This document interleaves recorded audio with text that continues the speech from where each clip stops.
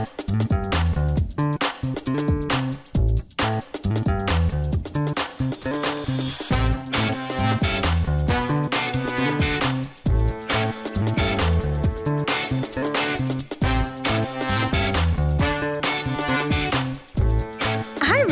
you for tuning in to the Postmodern Realities podcast, brought to you by the Christian Research Institute and the Christian Research Journal.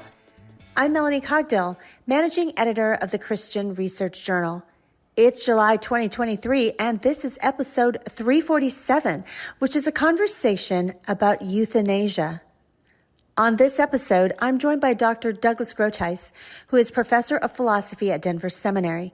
He is the author of 15 books, including 2022's Fire in the Streets and Christian Apologetics 2nd edition. Doug has written an online feature article for the Christian Research Journal, and his article is called Murder by Medicine in Canada and the Threat to America. And you can read his article for free at our website, equip.org. Doug, it's good to have you on again. Happy to be back, Melanie. Well, this is going to be a very interesting conversation because we haven't covered euthanasia in some time in the Christian Research Journal. And so I'm looking forward to this conversation. But first, I want to ask Doug just about how, I guess, people in the West have changed how they see death. And I thought this was really fascinating. Back about almost 10 years ago in 2014, Dr. Ezekiel Emanuel, actually, he's a health policy expert and medical ethicist, and actually one of the main doctors who advised former President Obama on his whole Obamacare. And he wrote this article in the Atlantic that got a lot of press because he said that he would refuse all medical interventions, even antibiotics and vaccinations, when he turned 75. Now, he wasn't saying that he was going to, decide to die or anything like that, but he did note even a couple of years ago to reaffirm his view that he didn't think his view was an extreme position. And he also said that he believes older Americans, they live too long in a deteriorating state. He doesn't think that's good. And he actually wrote this, quote, "Doubtless death is a loss, but here's the simple truth that many of us seem to resist. Living too long is also a loss." So that seems very different from a Christian worldview. I mean, is the way that we view life and death different now in the 21st century than it has been in the past? I mean, is living too long a loss? Because some people would think that it is. Right. Well, I come back to Scripture. Ecclesiastes says there's a time to be born and there's a time to die. But a biblical view of life is that human beings from conception onward are made in the image and likeness of God and have a right to live. That's why we have the commandment not to murder. So the issue is whether we hold to a sanctity of life position, that is, that all human life has intrinsic dignity and value, or whether we hold the converse view, which is a quality of life ethic, and that means that human lives are only as valuable as they are subjectively valued or valued by society as a whole. So if you have that latter view, then you're always considering the experience of life or what you contribute to the broader society. Now, I don't think anyone has the obligation to live absolutely as long as possible in any and every situation. C. Everett Koop used to say that physicians are not to do harm and to try to bring health to people, but they don't have any obligation to prolong dying. But the idea that, well, when I turn a certain age, I'm not going to try to preserve my life or bring blessing or goodness to other people anymore because I'm kind of old and in the way, is a very profoundly unbiblical idea. And it's all based on a horizontal view of life. All you're considering is your own experience, the larger society, and you're not considering who you are before God, that you're made in the image and likeness of God. So this quality of life ethic sounds good. We want to have the highest quality of life possible, but it really ends up denying this innate given value that God confers upon us because we're made in the image and likeness of God. It views us really just as evolved animals who make our own subjective and relative choices about our lives and our deaths. So, in particular, how could a worldview like this, that is very much not a biblical worldview, not, just looking at quality of life in relation to society and so forth, how could that influence a society's view on euthanasia, for example? Yes, the idea is that some lives don't really have very much value. So if you decide that you would want to die, then you should be allowed to make that decision, even have a physician assist you in doing that. And that's a big shift from the view that we really have a duty to live for God and for others. As I said, that doesn't mean you'll prolong dying forever.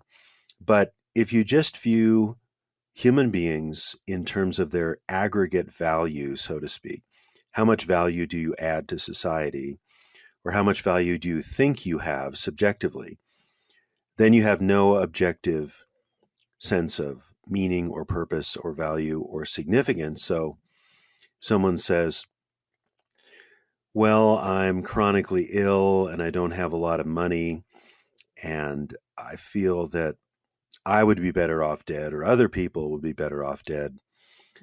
Then some societies, as we'll talk about in a minute, Canada, will even make that available to you. So it denies the whole idea of suffering well, of the objective value of human life, and it views everything in terms of, you might say, the psychological and the sociological, not the theological, the relationship to our Creator and Lord. Well, before we get into just specifics about euthanasia in Canada in particular, and then any ramifications that it has for the United States, why don't you give us a definition of euthanasia? What is euthanasia? Yes, euthanasia comes from two words, and the words are good death, sort of a strange combination of words. But the euthanasia movement sometimes is called the death with dignity approach. But the actual act of euthanasia is where a physician will give someone a lethal injection in order for them to be killed. So this could be active euthanasia, where someone is directly killed through an intervention, or what is sometimes called passive euthanasia. And that's a little trickier because withholding treatment may not be morally wrong per se. But the idea of euthanasia is that of a physician reversing his or her historic role and identity. And instead of trying to provide help and health and do no harm, actually brings about the death of a patient. So it turns one who should be a healer into a killer. This is really interesting before I want to, get into your article, because it seems like how physicians are handling various medical ethical issues has shifted from the past about, just in different kinds of things that we're seeing in society. I know you've written about it with regard to transgender surgeries and things like that. This has been a very interesting shift, but it wasn't always that way as terms of medical ethics and how people approached treating patients. Is it because we have a different view, as you were talking about just a few minutes ago, about who the human person is? Well, it is, because in the West, there's something called the Hippocratic Oath, which actually predates Christianity, but Christians appropriated it. And the idea, there's a lot to the Hippocratic Oath, but the essential idea is that physicians should do no harm. That is, they should not hurt their patients. They should attempt to help and encourage their patients. And of course, with a Christian worldview, if you have the idea of the image of God, we're all made in the image and likeness of God, plus Jesus' command to love your neighbor as yourself, then a physician would have to fit his or her calling into those categories, into those objective moral values. Now, if those are gone, and if we have no special standing in creation, and if love can mean just about anything subjectively, or if the whole idea of love is just socially constructed and not based on the character of God himself, then we find these reversals where physicians who should be ministering to and caring people for people actually end up being, in some cases, killers and bringing about the death of people. I was talking to a physician recently in Canada, young Christian man, and he said in all of his medical school training, he was never given any philosophy of what it means to be a physician. It was all about technique and staying within the law, and maybe the subtext is making quite a bit of money. Now, this young man is a Christian, so he has a Christian philosophy of being a physician. But he said that in all of his medical school training, he was never really given any objective account or any guidance about what it means to be a physician. It was just assumed that you are there to do what patients want and to stay within the limits of the law and so on, but no compelling vision for what it means to be a physician. So we definitely need Christians who are called and gifted in these areas to go into the various fields of medicine with a very strong sanctity of life ethic to be a counter to the kind of quality of life ethic which actually ends up decreasing the quality of life by not treating people as unique subjects, unique items of value in God's universe. Well, you mentioned that you were talking to a physician in Canada. So, coming to your article that you wrote for us about euthanasia, how did you even get interested in this topic at all? Yes, well, I first got interested in this many years ago when I read the book by Francis Schaeffer and C. Everett Koop called Whatever Happened to the Human Race, which was about the decline in our understanding of human beings as having objective value. They looked at abortion, infanticide, and euthanasia. So that was 1979. I've been very concerned about all these issues ever since. And it's interesting that in that 1979 book, when they talked about euthanasia, they talked about euthanasia for the very old. That is the idea of people who are declining, don't have very long to live. But now we're seeing this applied to people at all ages, especially in Canada, as we'll talk about in a moment. But I was asked to give 5 talks in Canada recently for the Christian Medical and Dental Association. And I gave 2 talks on basic apologetics and 3 talks on moral issues. And I began to study what was going on in Canada, which is a very secular country, even more secular and secularizing than the United States. And I found out that since 2016, over 30,000 people in Canada have been legally euthanized under something called medical assistance in dying. And it has this euphemistic acronym called MAiD. So I began to study this. I spoke on it there in Canada, and I interacted with quite a few physicians about the situation that they're facing, which is really quite grave. And the grim rationale that has gripped Canada could easily come to the United States as well. And it already has in some cases, in some ways. I hope by now that you've heard our very big news that the Christian Research Journal is now officially an online magazine. We have new articles coming out every week, no subscription required. It's free for everyone at equip.org. And please do help other people find our online magazine and this podcast, Postmodern Realities, by rating or reviewing us at Apple Podcasts a quick sentence about why you think people should listen to the podcast and these author interviews would be greatly appreciated. The other way you can partner with us, as always, is give us a tip, and you can do that at our website, equip.org. Go to Journal, hit Postmodern Realities Podcast, and you'll see a way in which you can tip us at the link. And of course, we are so grateful and thankful to you for your partnership. Simply telling a friend, getting the word out is really so helpful to us. And now back to my conversation with Dr. Doug Groothuis about murder in medicine in Canada and the threat to America. You just kind of expanded the acronym that's in your article called MAiD, and give us a little bit of a background to this program. How was it started? And it doesn't seem like, do a lot of people know about it? Is it something that's readily promoted that is available to patients? Well, it is. It started in 2016, and the Canadians were assured by Justin Trudeau that it would never be encouraged for people who are not getting the care and concern that they need. It would only be given to people in extreme kind of situations. And that has not proven to be true at all. I've got examples in the article of people who were encouraged by the civil government to be euthanized.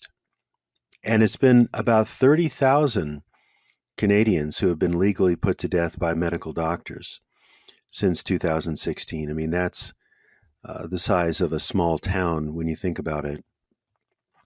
So let me give you a quote from an article I have in my article by Alexander Rakin.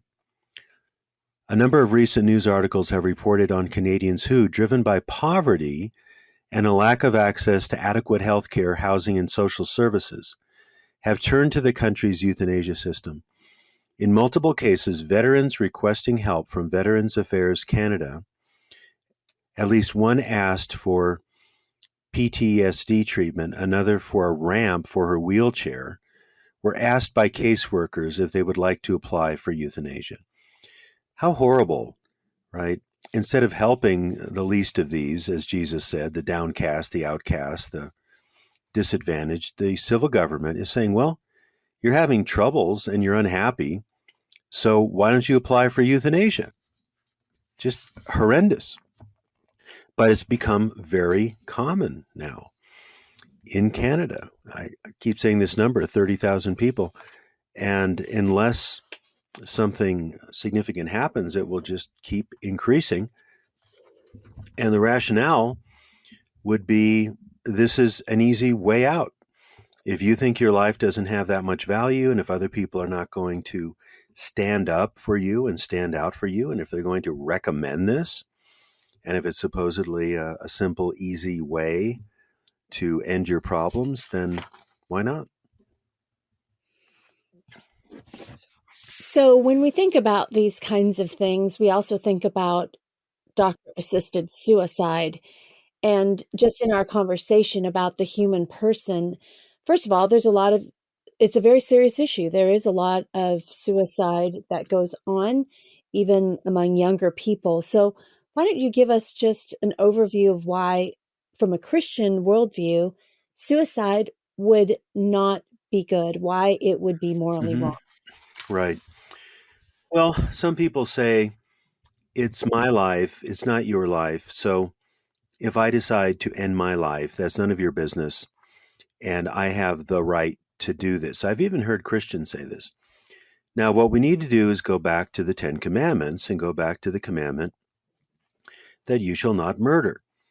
Well, you could murder someone else, you could murder your neighbor, or you could turn it on yourself. That is, you could murder yourself. You could be the agent that ends your own life. So ending another person's life unjustly is homicide. Ending your own life willfully is suicide, or you could call it self-slaughter.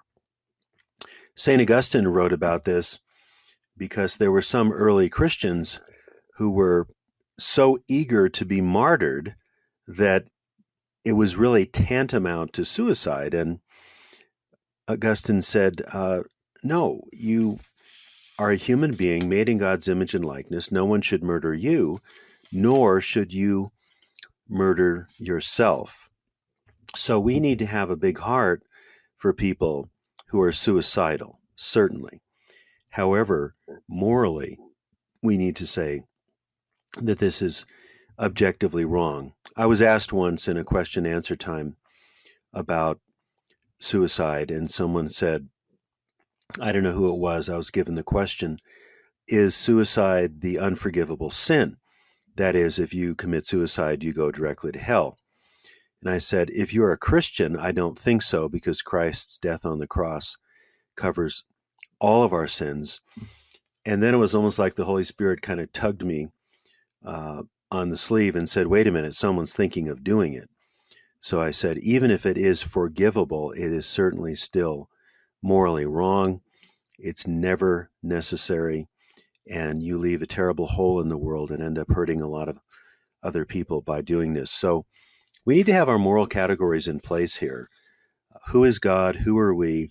What is the basis of morality? And morality is really summed up in the Ten Commandments, and very forthright, of course, in the Ten Commandments is the command, you shall not murder. You should not murder anyone else. You should not murder yourself, which is suicide, nor should a physician help someone murder themselves. That really combines suicide and homicide, two sins for one. How would you answer the person, maybe they were thinking that at the Q&A, where they had a family member or their child or their spouse has committed suicide, and they're very distraught that perhaps that person has committed the unforgivable sin? Right. Well, the real issue is whether that person was a follower of Christ, whether they believed in the death of Christ as sufficient to forgive them of their sins and give them eternal life. If so, then I'm sure the first word of the Lord would be, you left this world in the wrong way. But as Francis Schaeffer used to say, the death of Christ has infinite power. That is, it has the power to forgive all those who come to Christ of every sin. So we could rest assured that such a person would be with the Lord. However, we need to articulate a biblical ethic of the value and significance of human life. And if we are tempted by suicidal thoughts, we have to go back to first things, that there is hope in the Lord. The Lord provides a way, and the way is never to kill yourself. But what about the person who is a Christian and has just an incredible amount of physical suffering due to, you mentioned earlier, chronic illness or something like a disease, and maybe they've even been given a terminal diagnosis and they feel like they can't go on any further? What would you say to them if they think, I cannot take this pain anymore. I can't continue on? Well, those are tragic situations. However, with modern medicine, we have palliative care, and much of that pain can be taken away. But it's never the solution to kill oneself or to have a physician help you to die. Moreover, as my grandmother used to say, this too shall pass. This is not forever. And especially for the Christian, we realize that all pain, all tears are temporary. And if we know Christ as Savior and Lord, then when we die, when we leave this body, we go directly to be with the Lord. And that's far better than being here, as Paul says. And our ultimate destiny is to be in resurrected bodies in the new heavens and the new earth. 1 Corinthians 15, Revelation 21, 22, and so on. Jesus said, I go to prepare a place for you, and that place is a lot better than here. So we need courage, and we need the willingness to suffer well and to continue to testify to God's faithfulness, no matter what. But I'm not advocating for some kind of a stern moralism where you simply say, well, this is your duty to suffer and then die. We need to have great compassion and concern. My own first wife died a very long, slow death from dementia, and it was extremely difficult, but we knew that we had to let the disease take its course, and we could not somehow say, well, this is unbearable, we need to end it through euthanasia. Euthanasia, or I should say, we need to make this distinction. Doctor-assisted suicide is legal in Colorado, but that doesn't mean it's moral. There are a And lot that's of where you things that live. are legal. I live in Denver, Colorado, So correct. you and your late wife could have chosen that. Like, people can choose that in your state. I think as of 2018, that's right. And now Rebecca died in July of 2018. I don't remember if it was legal at that point or not, but my role as her husband was to love and care and support her as best I could and suffer with her and try to give her hope. But it was not to somehow end it um, by the human means. And, people always kind of bring up, outlying cases, but they'll say, but certainly you can't apply that to some of those cases that have been in the news where people, they're in some kind of accident or they've been in a vegetative state, because frankly, at the end of the day, it's, not the family that's paying for it. It's the state or Medicare or Medicaid or the government that's paying to keep this person alive. And they don't really have any brain activity. So why should they be kept alive at all? Well, let me go back to something you said. It's a term I don't actually accept, although it's commonly used. Persistent vegetative state. Human beings are not vegetables. They cannot possibly be vegetables. So, however compromised someone's brain may be, they are, in their being, ontologically not a vegetable. They are still made in the image and likeness of God. Now, you have to view cases individually, and I don't think that life sustaining measures should always be taken in every case simply to keep someone alive as long as possible. It could be that some means are withdrawn because the person's case is, humanly speaking, apart from a miracle, hopeless.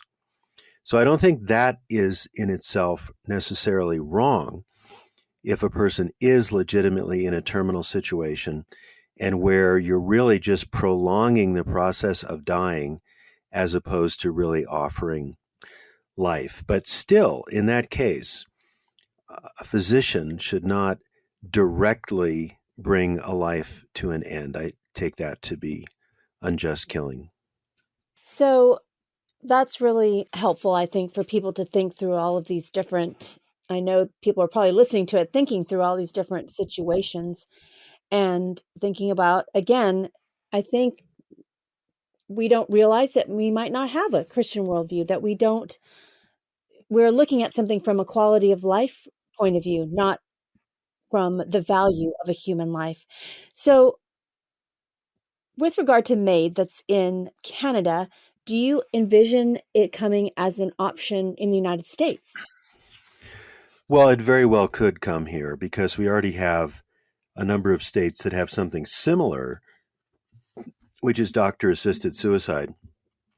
Now, that's where a doctor will prescribe a, can't really call it a medicine, but really a poison, which the patient himself or herself will take.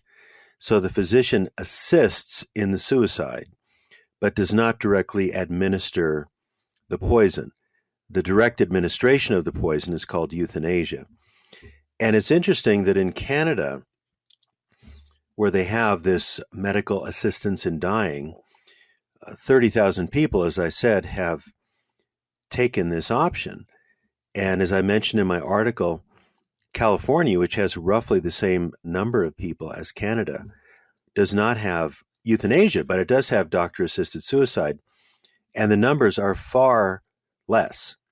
So, why would that be? I was talking to a physician in Canada about this, and it makes perfectly good sense. The idea of being treated by a physician is socially acceptable. So we see a physician, we get an examination, or we're treated for one problem or another, or we're prescribed something.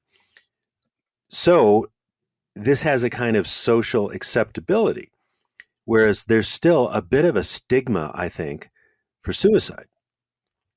But if you have a physician administer a drug that kills you, he or she has the white coat on, so to speak, physically and also socially.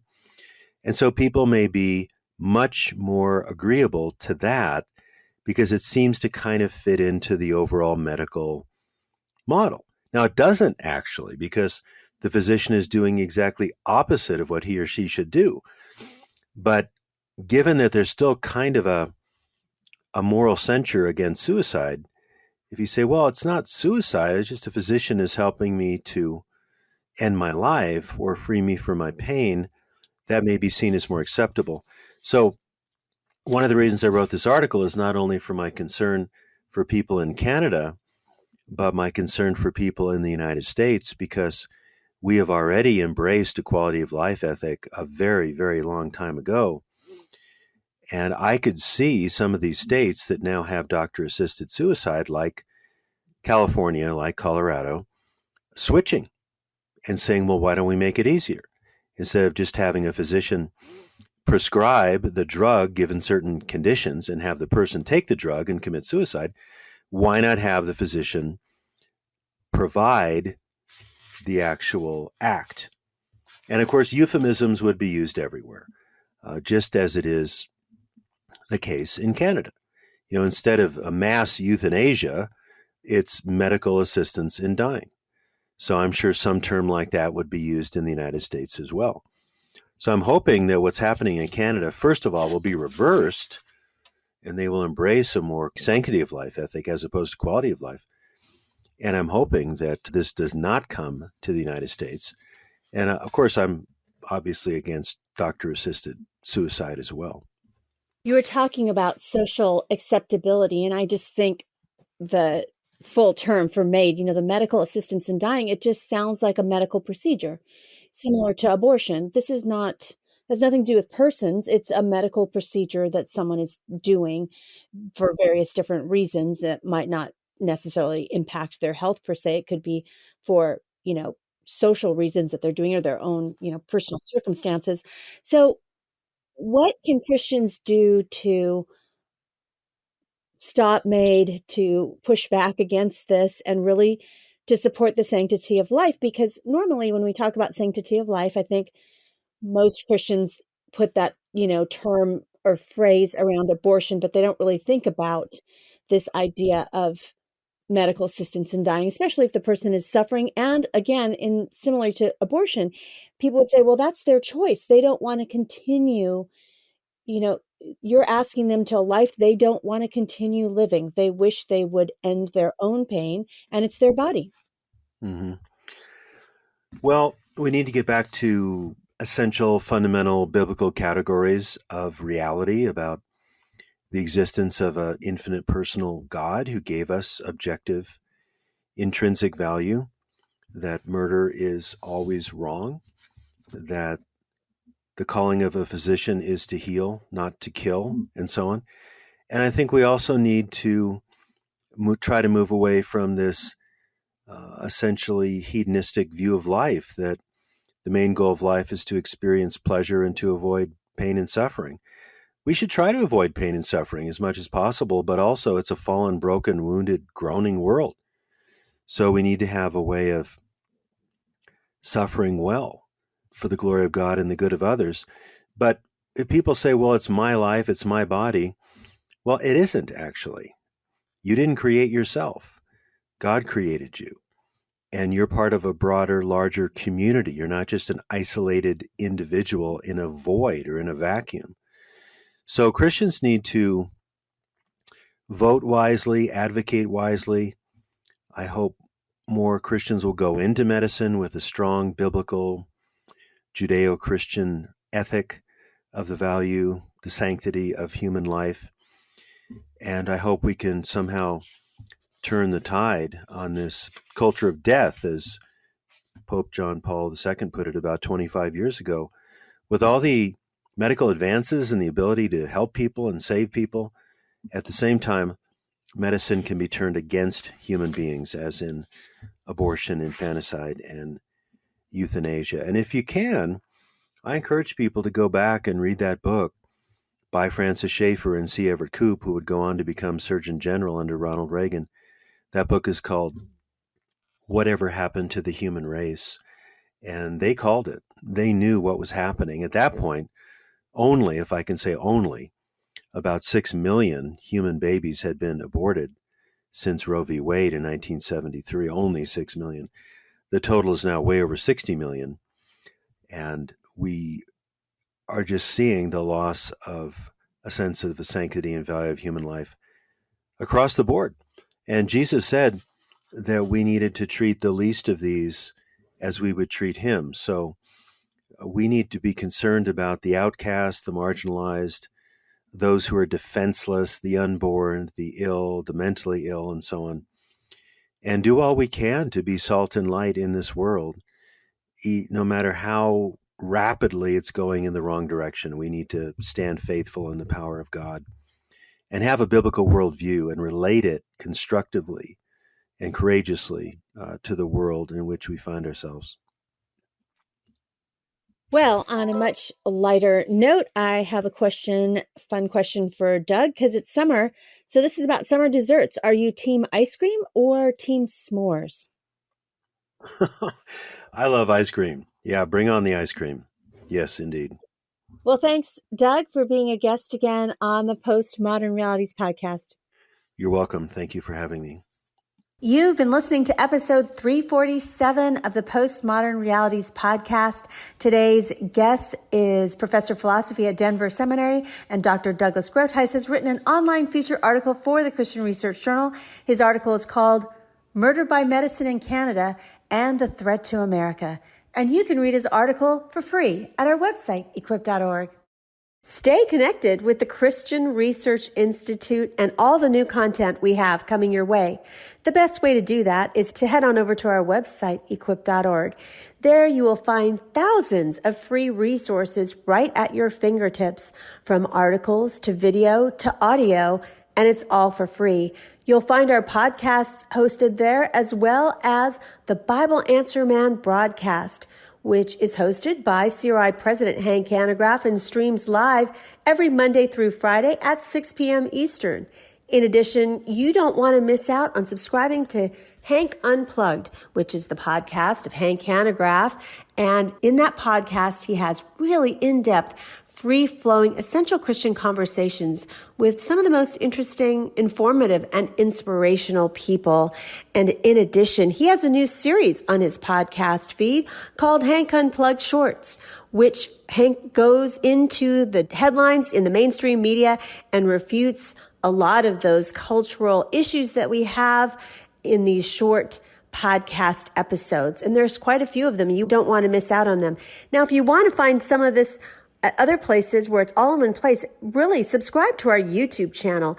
It's a great way to get all of our content there, our podcasts there, and different individual questions theologically that people have that Hank answers at our YouTube channel. Now, you might be thinking to yourself, I don't know how to subscribe to YouTube. I don't have a YouTube account. Well, actually, you might just have a YouTube account. If you have a Gmail address, you have a YouTube account. Just log into YouTube with your Gmail address and search for Bible Answer Man channel, and please become one of our subscribers. In addition, if you see that bell icon right there on our front page, please click that, and every time that we have new content, you will receive a notification that new content is up on our channel for you to be able to consume. So thank you so much for the ways in which you partner with the Christian Research Institute. We are grateful for you listening and reading and watching.